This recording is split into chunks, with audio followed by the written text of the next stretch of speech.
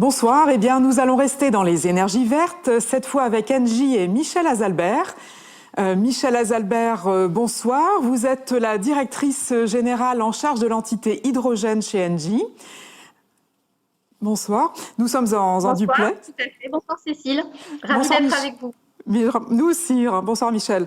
Engie a décidé d'accélérer ses investissements dans l'hydrogène vert, mais pouvez-vous nous expliquer déjà au juste qu'est-ce que c'est que l'hydrogène vert et à quoi le compare-t-on?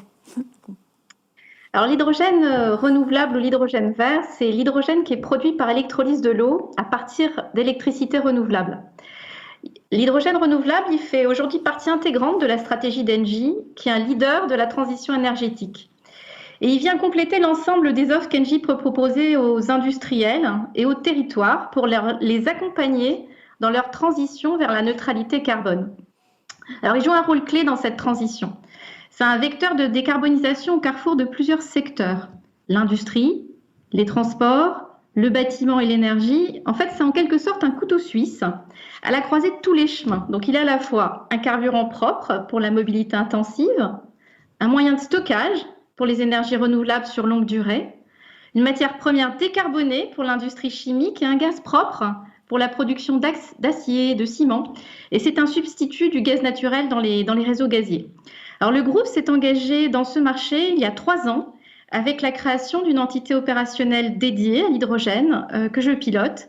Et en tout aujourd'hui, c'est 200 professionnels au sein de cette entité et dans d'autres qui travaillent directement dans ce domaine pour développer des solutions de production d'hydrogène renouvelable.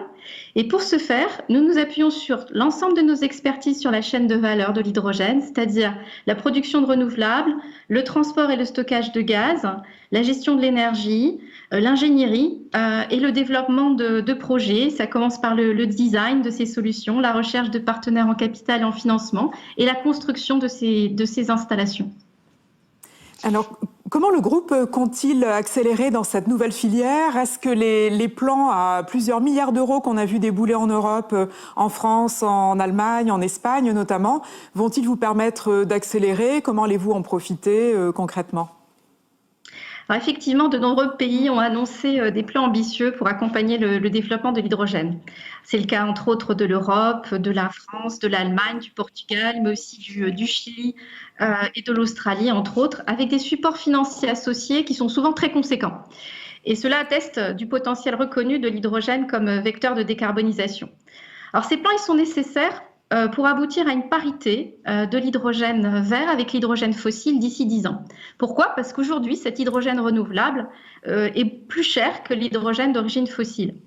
Alors cependant, il y a un ensemble d'experts, parmi lesquels l'Hydrogen Council ou l'Agence internationale qui considère que cet écart de compétitivité, de prix, ne sera que temporaire et qui sera résorbé dès 2030, dans les meilleures géographies pour commencer, réduction d'un côté des coûts de production de l'électricité renouvelable et de l'autre des gains de productivité que l'on va réaliser sur la production massive des électrolyseurs à la chaîne et l'amélioration de leur efficacité. Alors ces plans de soutien massif, ils constituent un signal très positif. Il faut maintenant les décliner dans la pratique. C'est ça l'enjeu. Donc de déployer des capacités de production à l'échelle industrielle dès maintenant pour aboutir à cette parité de coûts d'ici 10 ans. Et pour permettre de déclencher le cercle vertueux qui va conduire à la réduction des coûts. Alors chez Engie, on se positionne comme un pionnier pour faire émerger le marché de l'hydrogène renouvelable en développant une approche de création de plateformes territoriales à taille industrielle. Alors c'est une approche qui se décline en 4 phases. La première phase, c'est d'identifier les sites les plus favorables pour produire de l'hydrogène vert le plus compétitif possible. La deuxième phase, c'est à proximité de ces sites de s'engager dans une approche de co-développement auprès de grands consommateurs dès maintenant. Et l'objectif, c'est de développer des capacités de production d'hydrogène renouvelable de grande taille pour optimiser les coûts grâce aux effets d'échelle. Alors nous ciblons des grands clients industriels, type production d'engrais, secteur de la chimie, raffinerie, qui présentent donc une demande en volume d'hydrogène conséquente. Et ces premiers grands clients seront en quelque sorte les points d'ancrage de nos plateformes territoriales. Et c'est là où on passe à la troisième phase, c'est de multiplier les utilisations de l'hydrogène autour de ces points d'ancrage en développant de nouveaux usages de l'hydrogène pour d'autres industries ou pour la mobilité lourde. Et ça nous permettra de développer les infrastructures associées pour en augmenter la taille de la plateforme tout en continuant à diminuer les coûts de production. La dernière et quatrième étape, c'est une fois que les besoins locaux auront été couverts, nous développerons des capacités de transport et d'export pour acheminer cet hydrogène renouvelable vers d'autres géographies qui ne bénéficient pas aujourd'hui d'un potentiel renouvelable suffisant pour répondre à la demande. Et ça consiste à mettre en quelque sorte le soleil en bouteille et à l'exporter. D'accord. Justement, est-ce que vous pouvez nous détailler certains des projets que vous avez dans vos cartons? Pour quelle échéance? Parce que je crois que c'est une filière de long terme. Et est-ce que les infrastructures gazières d'Engie pourront être recyclées dans ce nouveau gaz vert? Alors tout à fait, c'est une filière de long terme, mais qui se construit aujourd'hui. Alors on est déjà engagé chez Engie, on est en action autour de projets concrets. C'est en tout une trentaine de projets en cours de développement à des stades très différents, du développement jusqu'à la construction. Le tout dans une dizaine de pays et qui représente quelques gigawatts de capacité d'électrolyse.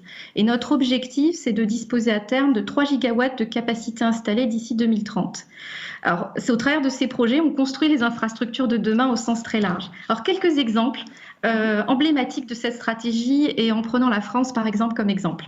Alors, tout d'abord, le projet Massilia, que nous développons en partenariat avec Total dans la région sud, en Provence-Alpes-Côte d'Azur. Alors, il vise à diminuer les émissions de CO2 de la raffinerie de biocarburants de Total à la Med de 45 kilotonnes par an, en remplaçant l'hydrogène utilisé aujourd'hui à partir d'énergies fossiles, en le remplaçant par de l'hydrogène renouvelable qui sera produit grâce à l'électricité issue de champs photovoltaïques dédiés dans le périmètre proche. Et ce projet, il préfigure aujourd'hui le fonctionnement d'une usine totalement décarbonée de demain. Alors, au-delà de la consommation de la raffinerie de Total, le projet vise aussi à adresser les besoins des industriels dans la proximité proche et également de la mobilité dans le domaine maritime, par exemple. Alors, au-delà du projet de Massilia, il y en a un autre de taille encore plus importante qui s'appelle le projet iGreen, qui est développé en partenariat avec Air Liquide, l'agglomération Durance, Luberon-Verdon et la filiale d'Engie, Storengy, qui est leader européen du stockage de gaz naturel. Alors l'idée là, c'est de s'appuyer sur le potentiel massif dans la région et de produire de l'hydrogène renouvelable en très grande quantité, afin de développer à la fois conjointement les infrastructures dont on a besoin demain et puis les usages en parallèle. Alors d'ici 2028, nous visons une installation d'une capacité d'électrolyse de 400 MW qui sera développée en plusieurs phases à Manosque et pour commencer une première phase de 250 MW en 2026. Alors, nous avons pour projet de convertir 2 cavités salines que nous avons dans la région de Manosque pour stocker cet hydrogène à grande échelle, renouvelable, et de construire également un hydrogénoduc qui va nous permettre de relier Manosque à Fos, où là, il y a des usages et de la demande en très grande quantité. C'est une 80 km d'hydrogénoduc. Alors, l'hydrogène, il est destiné à verdir les processus industriels des entreprises installées dans le territoire. C'est notamment les raffineries, mais aussi les aciéristes, les chimistes, répondre aux besoins de la mobilité lourde de la région. Alors ce projet, quelques chiffres, il va nous permettre de produire de l'ordre de 30 000 tonnes par an d'hydrogène renouvelable, de réduire les émissions de l'ordre de 300 000 tonnes par an. Et pour vous donner un ordre de grandeur, ça correspond à peu près aux émissions de 3 300 poids lourds pendant un an, juste un ordre de grandeur. Et en termes de consommation d'hydrogène, c'est 3,5% aujourd'hui de la consommation d'hydrogène en France, consommation qui est amenée à doubler, puisque les usages vont aussi se développer, notamment l'acier, comme je l'ai mentionné, et puis la mobilité lourde.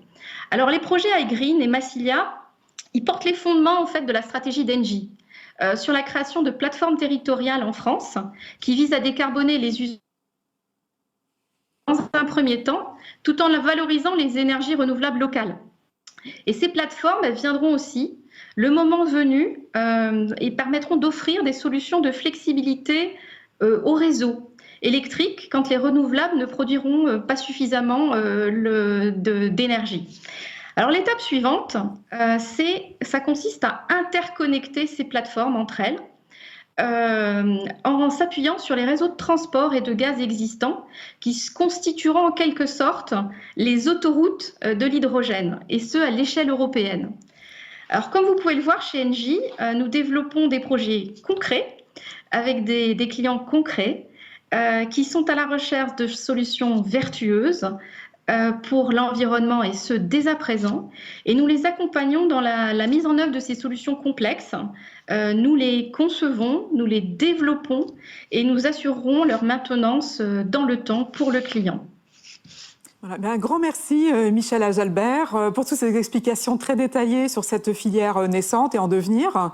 Et je rappelle que vous êtes donc la directrice générale chez Engie en charge de toute cette entité hydrogène.